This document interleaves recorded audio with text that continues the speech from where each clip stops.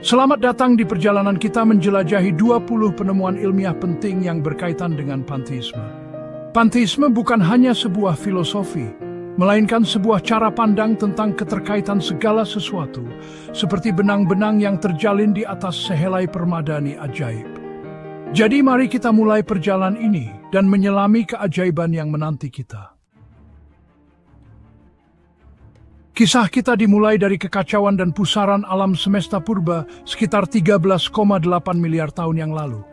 Dari satu titik dengan kepadatan dan suhu yang luar biasa, ruang angkasa meledak menciptakan galaksi, bintang, dan alam semesta yang kita kenal sekarang.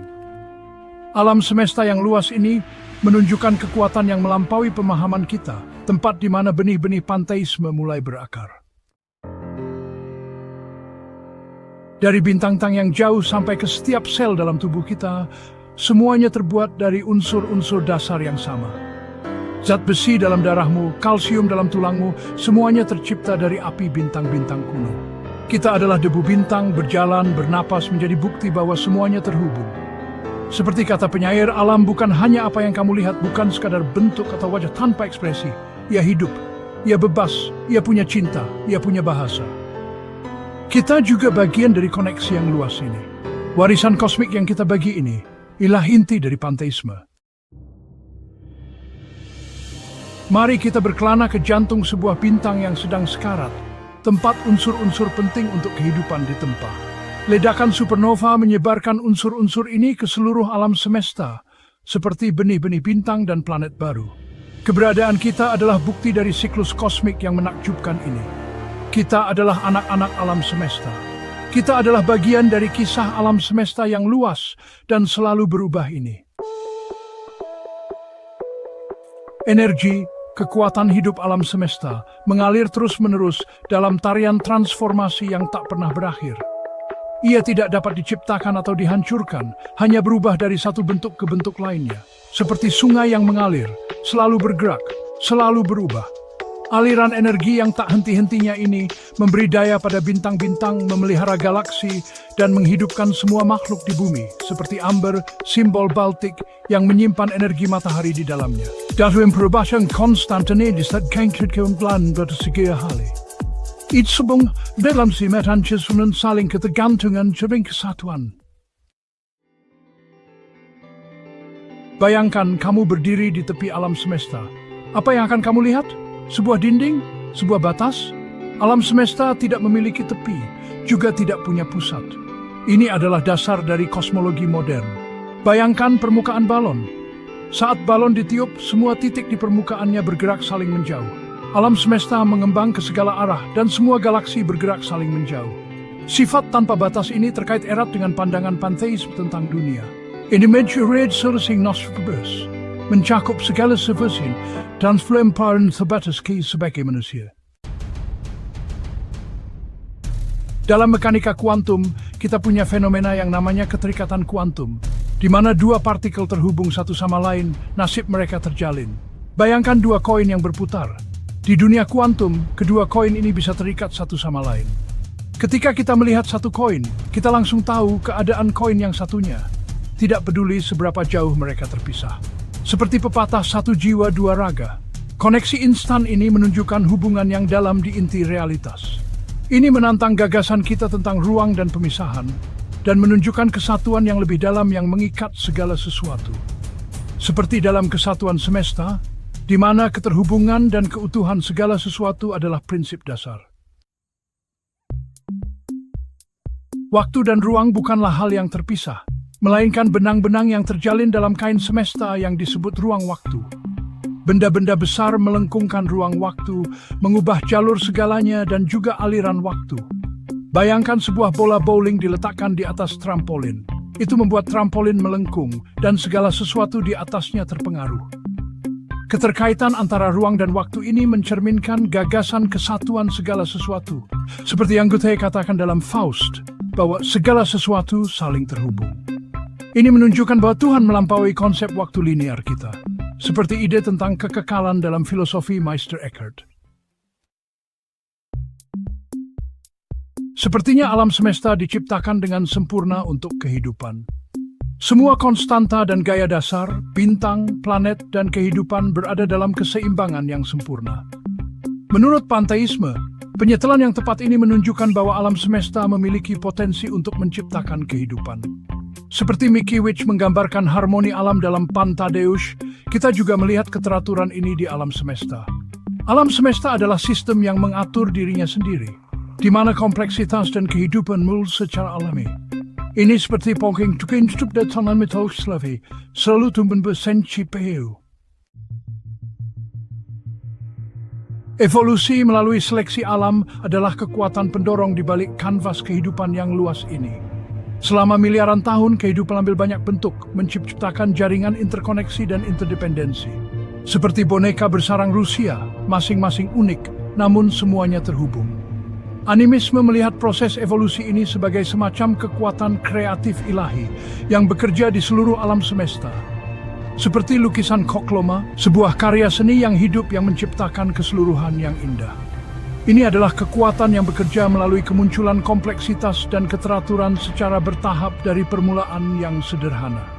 Dari biji kecil, pohon yang perkasa tumbuh, seperti dalam cerita Lobak Raksasa. Di bawah keragaman kehidupan di bumi ini, tersimpan sebuah kebenaran yang mendalam. Kita semua terhubung satu sama lain. Setiap makhluk hidup memiliki nenek moyang yang sama, suatu organisme bersel tunggal yang hidup miliaran tahun lalu. Hubungan ini sangat berpengaruh pada cara kita memandang diri kita sendiri dan tempat kita di dunia. Ini seperti benang merah yang menuntun kita menyusuri sejarah kehidupan. Ini mengingatkan kita bahwa jika ada percikan cahaya ilahi, itu menyala di setiap makhluk hidup di bumi, dari serangga terkecil di hutan Beloveskaya Pushcha hingga paus terbesar di lautan. Dilihat dari luar angkasa, bumi tampak seperti titik kecil biru pucat, seperti oasis kecil kehidupan di tengah gurun pasir luas angkasa, seperti bunga popi yang mekar di padang rumput. Kombinasi langka inilah yang memungkinkan kehidupan di bumi berkembang selama miliaran tahun. Panteisme memandang bumi sebagai makhluk hidup, sesuatu yang suci yang harus kita hormati, seperti kita menghormati Ibu Pertiwi. Kita bukanlah penguasa alam, melainkan hanya sehelai benang kecil dalam jaring kehidupan yang rumit, seperti dalam sebuah cerita. Di dalam setiap ekosistem, kamu melihat sebuah simfoni saling ketergantungan, sebuah tarian kehidupan yang indah. Keanekaragaman hayati adalah kunci bagi kesehatan dan kestabilan ekosistem. Setiap spesies berkontribusi pada fungsi keseluruhan ekosistem, seperti mata rantai dalam rantai makanan. Panteisme melihat nilai yang melekat dalam semua kehidupan, dan mengingatkan kita bahwa kesejahteraan kita terhubung dengan kesehatan dan keanekaragaman dunia alami. Seperti himraut terutija, penting sebagai semua. Pengalaman mistis membuat kita merasa terhubung dengan sesuatu yang lebih besar dari diri kita sendiri. Rasanya seperti mendengarkan musik yang sangat indah. Penelitian neuroscience terbaru menunjukkan bahwa pengalaman ini mungkin memiliki dasar biologis. Merangsang area tertentu di otak dapat menciptakan perasaan bahagia, kesatuan, dan koneksi spiritual. Seperti yang mungkin dialami nenek moyang kita dalam ritual kuno. Kemungkinan itu merasakan keagman spiritual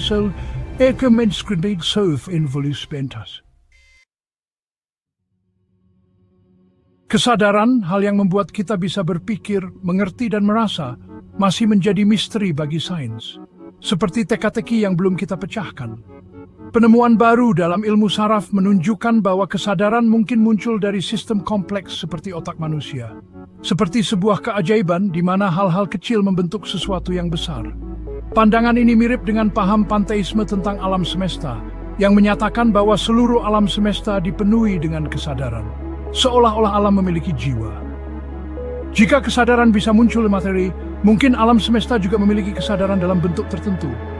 Mungkin itu adalah kecerdasan alam semesta yang diceritakan dalam kisah dan buku-buku kuno, seperti rahasia yang tersembunyi. Alam semesta adalah sistem yang dinamis, terus berkembang, terus meluas sejak ledakan Big Bang. Perluasan ini didorong oleh kekuatan misterius yang kita sebut energi gelap. Alam semesta bukanlah produk jadi, melainkan proses penciptaan dan transformasi yang berkelanjutan. Pandangan dinamis ini selaras dengan panteisme, sebuah kekuatan kreatif yang bekerja di alam semesta. Lubang hitam, tempat di mana gravitasi begitu kuat sehingga tidak ada yang bisa lepas, selalu membuat kita penasaran. Lubang hitam di alam semesta ini adalah laboratorium kosmik yang unik untuk menguji pemahaman kita tentang gravitasi dan realitas. Seperti Kopernikus yang mengubah cara kita berpikir tentang ruang angkasa, lubang hitam menantang teori-teori kita yang ada. Mereka mengingatkan kita bahwa alam semesta penuh dengan misteri dan keajaiban, seperti langit berbintang di atas danau Baikal. Panteisme dengan senang hati menerima rasa misteri ini dan percaya bahwa yang ilahi tidak terbatas pada apa yang bisa kita pahami, seperti pengetahuan tak terbatas dari cerita-cerita rakyat Indonesia. Iklim bumi adalah sistem yang rumit dan saling terhubung, dan itu berubah karena ulah manusia. Pembakaran bahan bakar fosil dan penebangan hutan menyebabkan pemanasan global, dan kita merasakan dampaknya. Panteisme mengingatkan kita bahwa kita adalah bagian penting dari jaringan alam. Seperti sungai Volga yang menghubungkan banyak kota, kita juga terhubung dengan alam. Tindakan kita memengaruhi semua makhluk hidup di bumi. DNA, dasar dari kehidupan, menyimpan informasi genetik untuk semua makhluk hidup. Universalitas DNA menunjukkan asal-usul kehidupan yang sama di bumi. Bisa dibilang kita semua adalah anak-anak dari Ibu Pertiwi. Panteisme melihat warisan genetik bersama ini sebagai bukti hubungan antara semua makhluk. Seperti jaring raksasa, sebuah jaring kehidupan. Seperti jaringan hubungan antar karakter dalam Perang dan Damai karya Tolstoy. Percikan ilahi, jika memang ada, menyala dalam setiap makhluk hidup di bumi. Seperti diri kontif, apa yang dipikir untuk alam? Ia hidup setiap nanti. Sifat cahaya itu aneh dan membingungkan. Ia berperilaku seperti gelombang dan juga seperti partikel. Dualitas gelombang partikel ini menantang pemahaman kita tentang realitas. Panteisme menerima misteri ini dan percaya bahwa Tuhan tidak dapat dibatasi oleh pemahaman kita yang terbatas. Alam semesta penuh dengan keajaiban yang melampaui pemahaman kita. Diperkirakan ada sekitar 2 triliun galaksi di alam semesta ini, dan setiap galaksi berisi miliaran, bahkan triliunan bintang.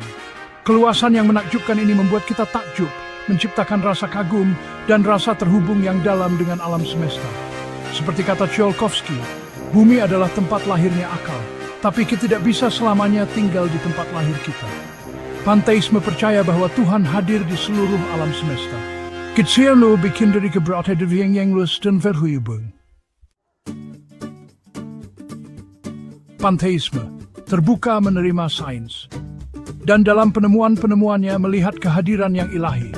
Ini mendorong kita untuk melihat keterhubungan di setiap aspek dunia dan hidup dengan rasa hormat dan kagum. Terima kasih telah bergabung dengan kami dalam perjalanan ini. Jangan lupa subscribe channel kami untuk dukungannya ya. Semoga perjalanan ini menginspirasi Anda untuk melihat dunia dari perspektif baru dan dengan rasa takjub yang baru. Semoga dan semuanya. Sampai lagi.